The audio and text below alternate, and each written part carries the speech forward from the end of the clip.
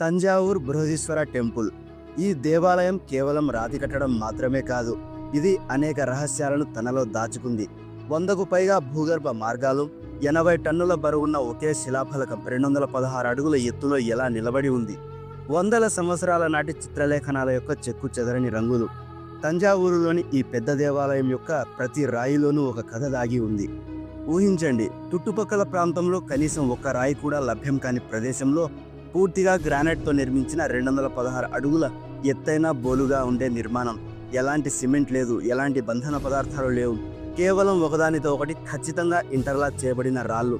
శతాబ్దాల తరబడి గాలులు, వర్షాలు, తుఫానులు వంటి ప్రకృతి విపత్తులను తట్టుకొని నిలబడిన ఈ నిర్మాణం అప్పటి శిల్పుల యొక్క అసాధారణ నైపుణ్యాన్ని చాటుతుంది. మనం సాంకేతికంగా ఎంతో అభివృద్ధి చెందాం కదా, కానీ నేటికి 200 అడుగుల కంటే ఎక్కువ ఎత్తైన ఏ నిర్మాణం కూడా సిమెంట్ లేదా ఇతర బంధన పదార్థాలు లేకుండా నిర్మించబడలేదు. మరి 1000 సంవత్సరాల క్రితం ఎలాంటి ఆధునిక యంత్రాలు లేకుండా ఈ అద్భుతాన్ని ఎలా నిర్మించారు? ఇది మన ఆధునిక నిర్మాణ సాంకేతికతను కూడా ప్రశ్నార్థకం చేస్తుంది. 19వ శతాబ్దం నుండి, సరిగ్గా చెప్పాలంటే 1886 నుండి ఈ అద్భుతమైన దేవాలయాన్ని ఎవరు నిర్మించారో తెలుసుకోవడానికి ఒక పెద్ద అన్వేషణ మొదలైంది.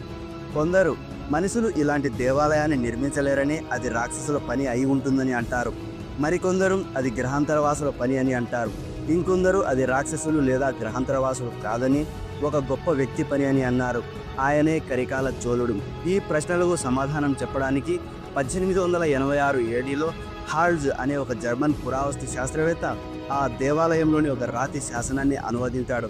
అలా చేయడం ద్వారా అతను ప్రపంచాన్ని దిగ్భ్రాంతికి గురి చేసిన ఒక విషయాన్ని కనుగొన్నాడు. రాక్షసులు లేదా గ్రహాంతరవాసులు ఈ దేవాలయాన్ని నిర్మించలేదని, కరికాల చోళుడు కూడా కాదని, కానీ అతనే తమిళుల గర్వాన్ని మరియు భాషను సముద్రాల మీదుగా తీసుకువెళ్ళిన గొప్ప రాజు రాజరాజ చోళుడు అని అతను కనుగొన్నాడు. ఆ దేవాలయమే తంజై పెరియ కోవిల్, అంటే బృహదీశ్వరాలయం. ఇది 1010 ఏడి ప్రాంతంలో నిర్మించబడింది. అంటే ఈ దేవాలయం దాదాపు 1000 సంవత్సరాల పురాతనమైనది. అది ఇప్పటి వరకు నిలబడి ఉందంటే అది ఎంత బాగా నిర్మించబడిందో ఊహించండి. తమిళుల గర్వాన్ని చాటి చెప్పిన రాజులలో రాజరాజ చోళుడు ముఖ్యమైన వాడు. ఒకసారి విదేశాలకు వెళ్ళినప్పుడు సిలోన్లో బుద్ధుని భారీ విగ్రహాలను చూసి ఆశ్చర్యపోయాడు.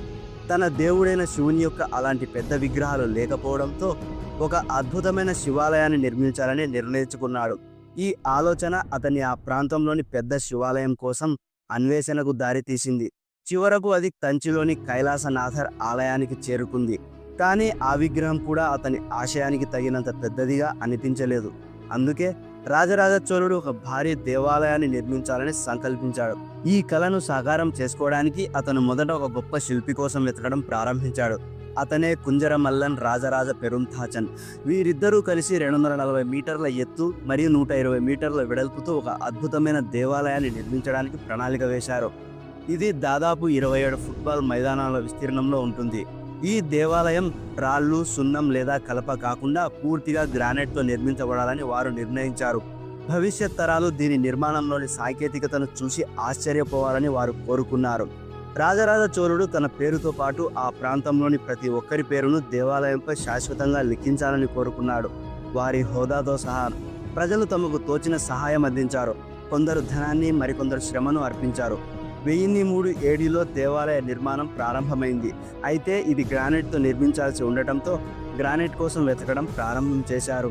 వారు తంజావూరు నుండి 20 కిలోమీటర్ల దూరంలో ఉన్న పుదుక్కొట్టై కొండలలో గ్రానైట్ గనులను కనుగొన్నారు. గ్రానైట్ రాళ్ళు ప్రపంచంలోని బలమైన రాళ్లలో ఒకటి. శక్తివంతమైన మొండి పరికరాలు లేకుండా గ్రానైట్ రాళ్లపై సంక్లిష్టమైన నమూనాలను చెక్కడం చాలా కష్టం. గ్రానైట్ చాలా బరువుగా కూడా ఉంటుంది. కాబట్టి భారీ రాళ్లను ఒక ప్రదేశం నుండి మరొక ప్రదేశానికి తరలించడం కూడా అంత సులభం కాదు. రాజరాజేశ్వర తంజావూరు ఆలయాన్ని నిర్మించడానికి 1,30,000 టన్నుల కంటే ఎక్కువ గ్రానైట్ ఉపయోగించారు. రాజరాజ చోళుడు నిర్మాణాల కోసం 1000 కంటే ఎక్కువ ఏనుగులను మరియు 5,000 కంటే ఎక్కువ గుర్రాలను కేటాయించాడు. అనేక దేవాలయాలను నిర్మించిన తరువాత రాజరాజ చోళుడు మరియు అతని హిందూ ఇంజనీర్లు గ్రానైట్ రాళ్లతో మందిరాలను నిర్మించే కళలో నైపుణ్యం సాధించారు. గ్రానైట్ రాయిని కత్తిరించడం మరియు చెక్కడం చాలా కష్టం. గ్రానైట్ బ్లాక్ దేవాలయాలను చూసిన తరువాత బ్రిటిషర్లు ఆ ఘనతను పునరావృతం చేయడానికి ప్రయత్నించి ఘోరంగా విఫలమయ్యారు. తంజావూరు దేవాలయాలలో చూపిన విధంగా గ్రానైట్ రాళ్లపై సంక్లిష్టమైన నమూనాలను చెక్కడం ఈ రోజుకు కూడా సాధ్యం కాదు.